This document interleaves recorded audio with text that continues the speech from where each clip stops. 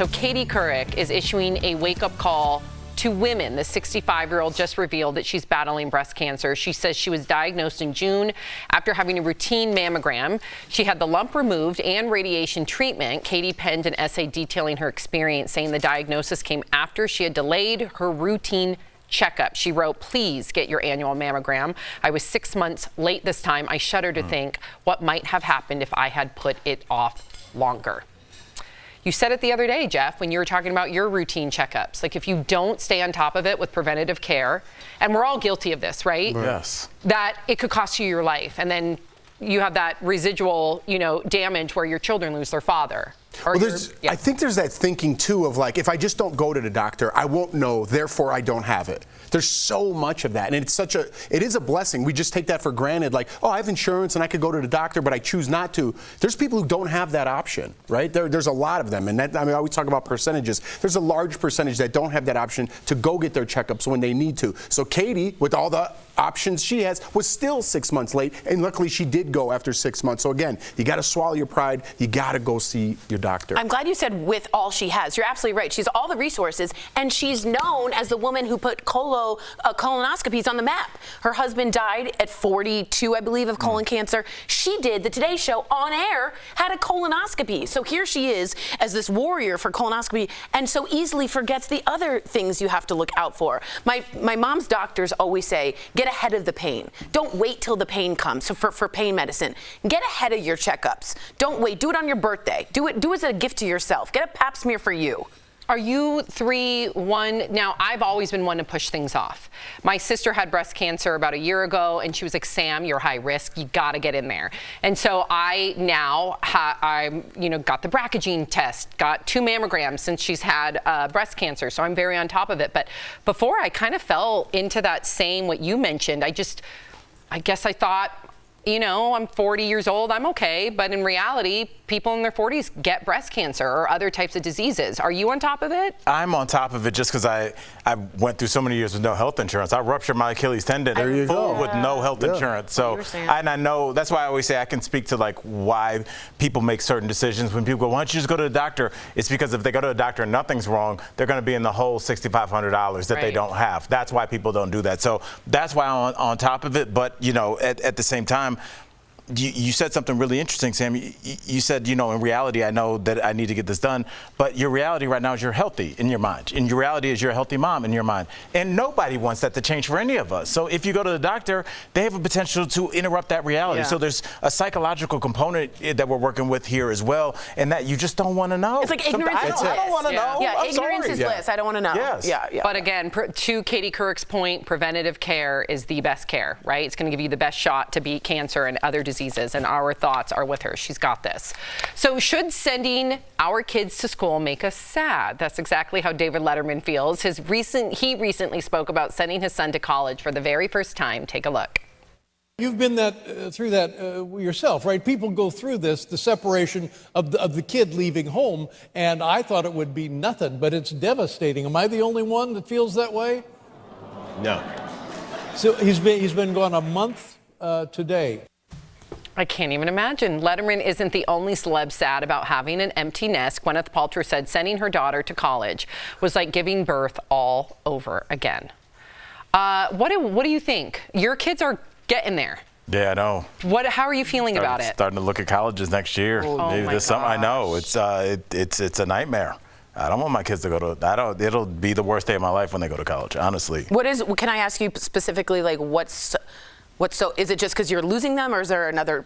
I mean, that's it. It's totally selfish. Like I don't, and you're kind of giving them to the world, and you're going to be scared for them, excited for them. They'll fall in love. They'll have heartbreak and all the things that come with adult life. And I don't want anything. I don't want that for them. I want them to be with me. So I'm selfish. I'm irrational, but that's how it is. Yeah, I don't want them to go anywhere ever. But on the other side of that, there's also they have to grow at some point. And I feel like our society these days are like, no, you stay with me, I'll protect you. I don't want anything bad to happen to you. I remember when I went away to school, my first time, I went 2 weeks ahead of like everyone else because I played football. And I couldn't even touch my knees. That's how much we practiced. We had triples, and I was in a bunk bed, and I didn't know anybody, and I was so sore. And I called my mom. I'm like, I don't think I could do this, you know? And she's like, you got to stick it out. And my mom's one to be like, I love you, come home. But at this moment, she's like, you got to stick it out. And had I not, I would not have been the person I am today. I would have not have learned that lesson that 2 weeks later, I was great on that team, and it changed my life. And it's those moments in life you have to make a choice, and even though it hurts, letting go sometimes might be the best answer for your child to grow and have those experiences in life. This protecting everybody and giving everybody a ribbon and everybody's great and nobody's going to be mean to you is fake. That's not the real world. That's not it. You got to let go and let your kid grow as much as it hurts. I can't even imagine. It's awful. I'll just say I completely agree with you, because when I left my mom, it was the top 3 scariest moments of my life. I'm really codependent, and I went from DC to Michigan. I didn't know a single soul. I see her rearview mirror, her wave, and that was it. And had my mom said, come on home, I don't think the resourcefulness that I came through, or what I learned through therapy, or what you have to learn in the real world, the heartbreak, I wouldn't have learned any of it. And then I would have been sheltered and not on this table. No, you have to. What about you, Sam? Have you thought about it already? You got young ones. Well, I think about Sharon. You know, Sharon, who works with us. You know, my heart is with you, and she's the best. She's like mom goals, and of course, she wants her kids to spread their wings and fly. And you know, but I can only imagine how empty her nest feels to that point. So, but I agree with you. The adversity. Why are you laughing at me? Did I say something wrong? I can imagine how empty your nest feels. I don't know. Yeah, that was a weird turn of phrase. Like, it worked. It's not, we're not reading a poem before our kids go to bed. It went with the bird thing. It's going to be hard for me to have Sophie and Miles, and I get it, the whole adversity thing. I was the same way with swimming. I was there 2 weeks early, and I remember not wanting to stick it out. But it's worth it, but I'm going to be sad. Don't go. But no, that's selfish. Okay, so speaking of Gwyneth, the actress posted this photo celebrating her 50th birthday. She's just one of the many stars looking fab at 50. Tori, stop squirming. I'm not. With She looks earrings. Great. I mean, take a look at her. Yeah, she looks great. 20 years ago compared to now. How about J-Lo? Look at this. The photo is from the left, or the photo on the left is from 2002. The one on the right is today, 53. Next up, Halle Berry. She's 56. Oh my gosh, Salma Hayek, also 56. Take a look at her 20 years ago and now today. And what about Sandra Bullock, 58? Wow, look at her at 58 with that bed head. I love her hair. So fab. And then, of course, my fave, Gwen Stefani at 52. She's proving age is just a number. Go, Gwen. Wow, my inner fangirl. You know what we were just talking about? We were just about Golden Girls. They were supposed to be like 52 years old on that show. Did you know that? Yeah. And now we're like, hey, J-Lo, like Blanche.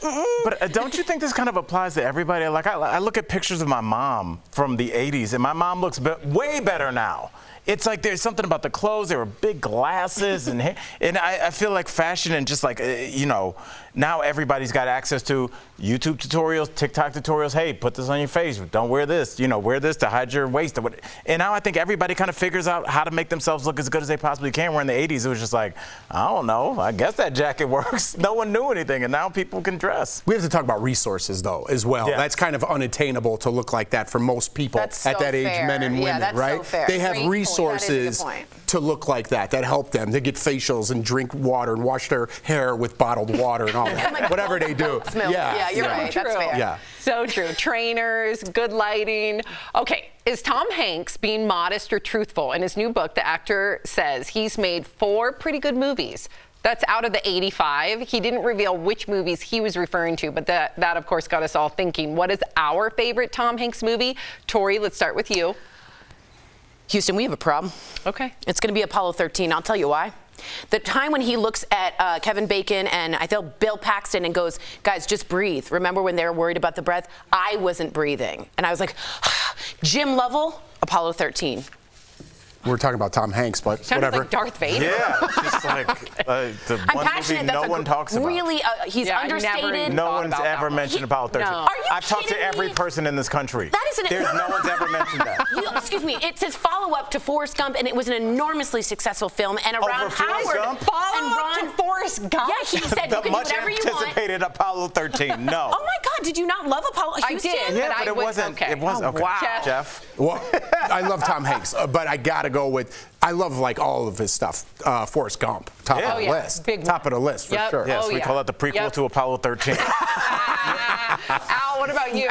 Now, look, I was going to go with Big, but at the last second, I was like, you know what? I like when he stepped out of character, Road to Perdition. That is, he plays a bad guy Dude. that's No. figuring out That's what? a weak one. Yeah, I That's a agree. weak choice. Yeah. What? That's Yeah, a pretty Did- weak choice. what's it about? Have you seen it?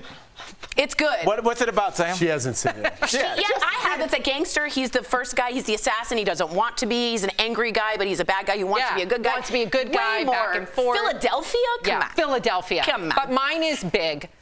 Okay. Big. Remember when you were a kid and you were like, oh my gosh, you could go work at a place where you make toys, and then that whole that whole wizard thing. Zoltar. Yeah, Zoltar. Yes. Did you guys think it was weird and Big how he was kissing? Yeah, Yes. it was, Right? that was Yes. why. That's why I didn't Yes. pick it. But it did. Right. First of all, that was a way. Like you have to remember, like pre-internet. Right. That was like when you're a kid in Cleveland, like to see New York City. I was like, I want a New York City loft with a bunk bed and a Coke machine in it. Yeah, and the like, ball. Yes, I was Oh, like that. But just those meetings where they were making the toys. Remember when they were like, The oh goose yeah, ball. it turns Yes. into a bug. That was my favorite. Yes. The best. Yes. What's He's your got favorite so part of many. it? What? What's your favorite line in Big?